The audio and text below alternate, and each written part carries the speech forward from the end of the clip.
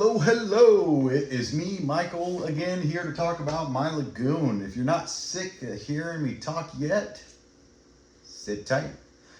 Today I want to talk about water parameters and what I've learned in this hobby about keeping, tight water parameters that are healthy for both your corals and your fish. So, when I think water parameters, and I'm sure most reefers think this, you think of the basic elements that make up your water chemistry. So, most importantly, you want to test those that are harmful to your fish, harmful to your corals, but also those that your corals benefit from, and those supplements that keep them growing and keep them colorful.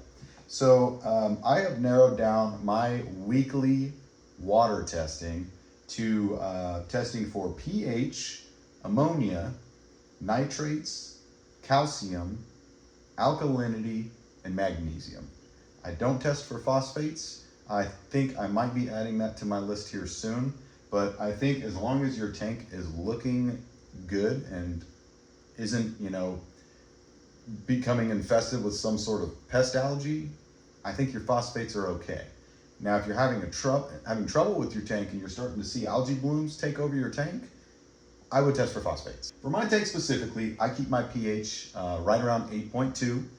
Sometimes it gets around 8.3. Now, this does fluctuate from the day and the night, something to be mindful of.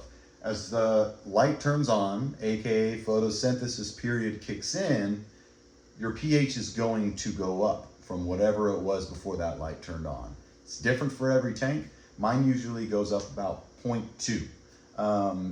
So I would say it's safe to say mine's around 8.1 in the morning, and it goes up to 8.2 at the height of the photosynthesis period. Now, something you may want to consider adding, if you don't already have it, is a lit refugium in your tank. Now, I have an all-in-one lagoon here, so all of my filtration is in the back. I do have a innovative marine refugium that's built in here with chaeto algae, live rock, and live sand in the back. I never touch it. I think I dumped a bunch of Tigger and copepods back there when I first got it going, but I haven't touched it since. I also have this phenomenal light for which I will leave the link in my bio that I purchased from Amazon. It's purple light. It's recommended for refugiums, and it promotes healthy chaeto algae growth. So the refugium, what that does, that lit refugium, I actually have it on a timer. So when my light goes off at 9 p.m. every night, that refugium light kicks on. And what that does is that helps keep your pH balanced. So I highly recommend it. If you don't have an all-in-one, most are going to keep it underneath your tank built in. So that's my pH. Ammonia, obviously you want it to be 0 or as close to 0 as possible. It should be 0. New tanks starting out, you're going to see an ammonia spike, so expect it, but you should see that quickly go away. I controlled my ammonia spike during my cycling process by doing frequent water changes because I did have some livestock in my tank and they were able to survive it. Your nitrates are beneficial for your corals and your coral growth. They do need nitrates. However, you don't want them to get out of hand. So I know most are going to target the 5 to 20 range. I'm trying to just get to 5. I still need to figure out why my tank isn't holding nitrates. I feed a lot. I put in, Reef nutrition 80 plus, almost on a daily. Microalgae. I feed mysis shrimp pellets to my fish when they were in here. So there's plenty of nutrients going into my tank. I just wonder if the number of corals that I have may be eating them up too quickly. Faster than they can be produced in such a small tank. I do have a lot of corals in here, so I'm thinking that's my reason.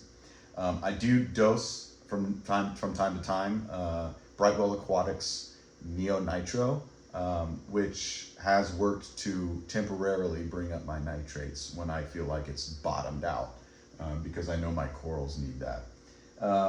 Calcium, my tank's currently running at about 400. My target is 440.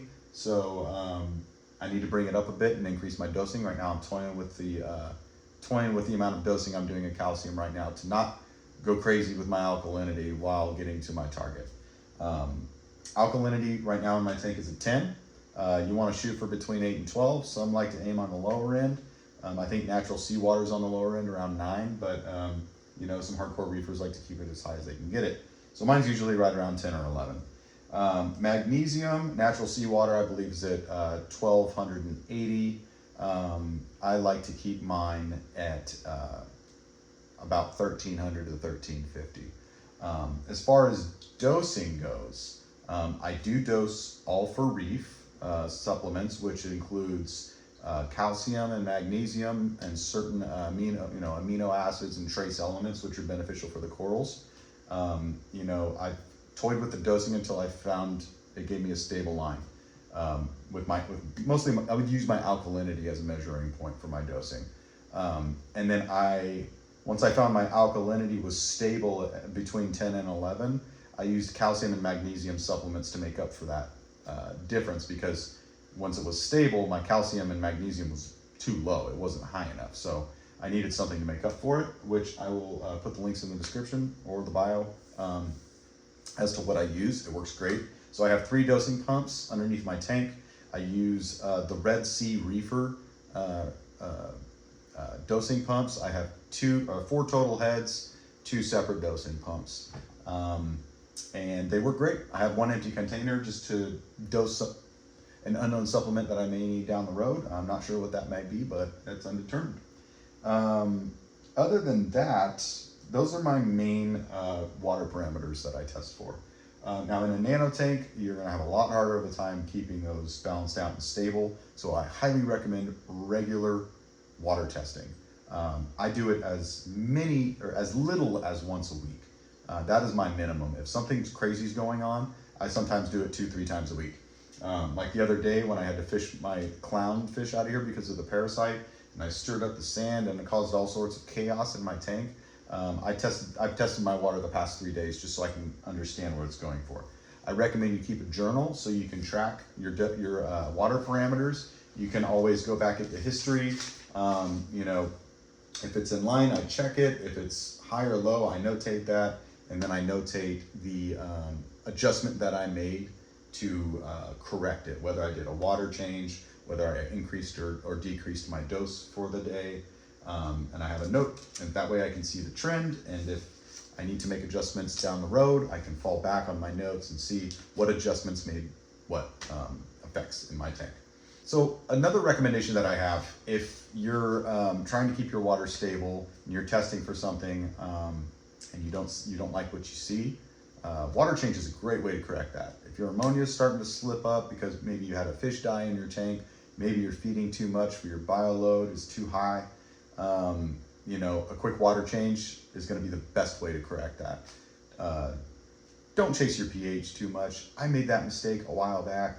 I thought it was too high, so I started adding some white vinegar in there, which was really effective to drop it. So in an absolute emergency, sure, go for it. I recommend white vinegar. But other than that, like, pH is a natural thing. You shouldn't have to control it much. I have great results just managing the surface agitation in my tank using my wave makers. You know, I had too little and my pH was too low, so I increased it a bit and my pH raised. If my pH I feel like is getting a little bit too high, I open the window and let my room air out, and that usually gets it to settle back down. So using those natural methods to manage your pH is going to be your most effective. Don't put chemicals in your tank. That's going to do more damage than it is any good. I do water changes once a week. I usually change between 10 and 15% of my total water volume, and I find that keeps things pretty stable. I'm currently getting a little bit of an outbreak of brown algae on the bottom of my tank. That's kind of my biggest problem right now. It goes, you know, I do a water change once a week, so it never gets too carried away. And I stir up my sand, which helps, but I got 2 Fighting Conchs that I just put in there today. I agree those are phenomenal sand sifters. So we'll see what they do. Right now, I'm already noticing a difference in where they're at. I'm seeing a little circle around them, so that's pretty cool to see.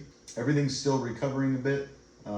You know, most of my corals, especially my large polyp stony corals, are slightly closed up from what they were, and I think that's just due to the stress of me being in there fighting with the clownfish for 3 hours.